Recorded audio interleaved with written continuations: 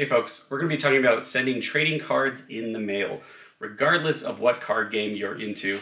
Whether it's because you want to trade with someone else that lives far away, or maybe there's availability issues, maybe you're a store that wants to start sending cards to customers. I'm going to show you the best ways and some ways definitely not to do it. So let's go to the table. So for our example, we're going to be using this bird token card. Now, most trading cards these days, the card has some kind of value, so we want to protect it. It's not good enough just to throw it in an envelope like this, and I guarantee whoever you send it to is going to be very upset when they receive it, especially because letters go through all kinds of machines on their way to you. So just to start off, the absolute best way to ship, and some people have gotten this down, is you get a penny sleeve, like you can see here. Now what we do is we put it in upside down, and then we get a top loader, and then we put that in, I guess, right ways up, so you can kind of see, right? Basically, the top is protected here. The idea being that even if the card comes out of the top loader, right, it's still protected here on the top.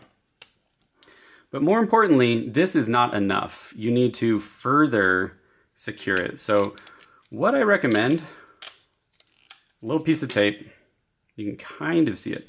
Basically what you do is you fold a little flap so it's not sticky there. I'm going to put it on and you'll be able to see here in a second. And then you wrap it over the top.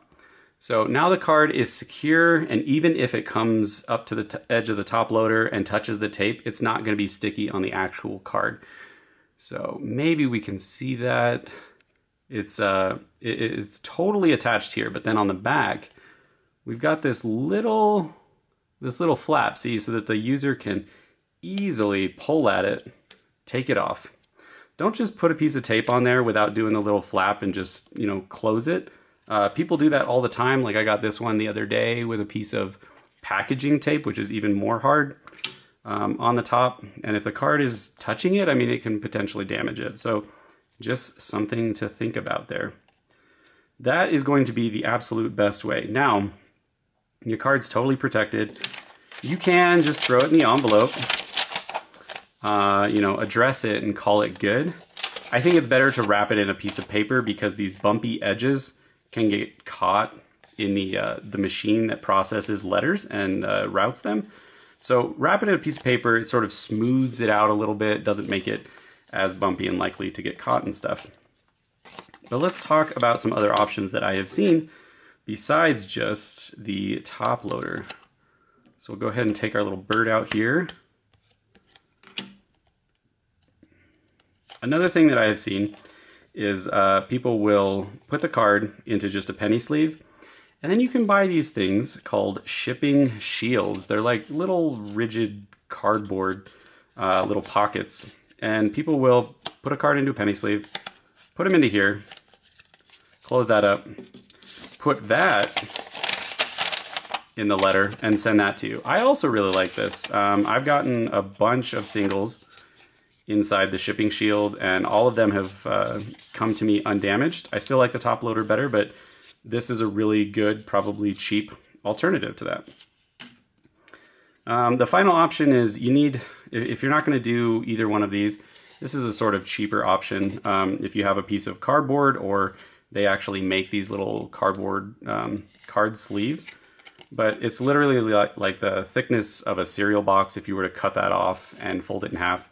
And people will put their cards inside like this, completely loose, and put that in here. I don't recommend that. I have had a couple of cards come to me damaged because of improper shipping, and that's just not fun for anybody.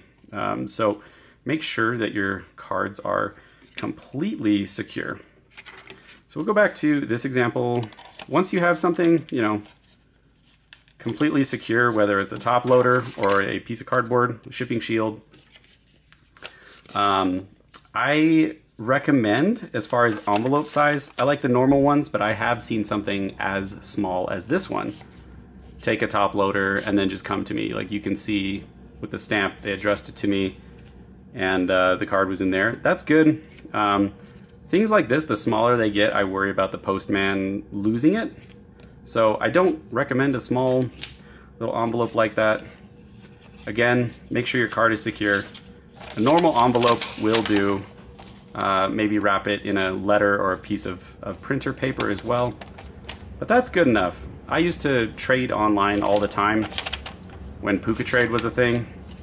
And that's how we would send cards to each other.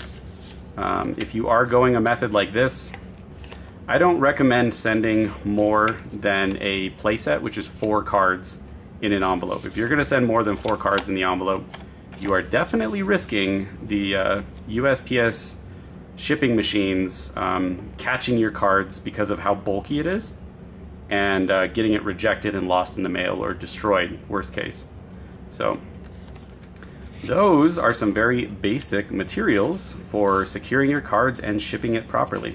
If you have any questions, feel free to leave them, but just want to try to help everyone out before the holiday season is officially here, and good luck on your shipping and your trades. See ya.